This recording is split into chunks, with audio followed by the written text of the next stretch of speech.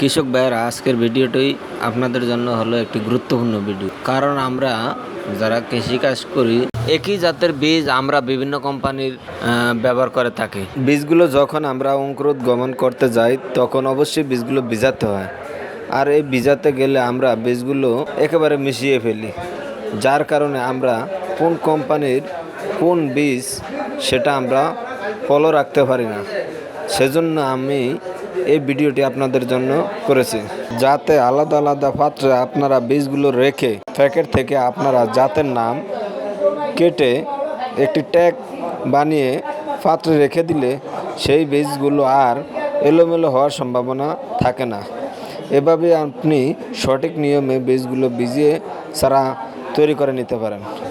ভিডিওটি ভালো লাগলে অবশ্যই লাইক এবং সাবস্ক্রাইব করে আমার পাশে থাকবেন।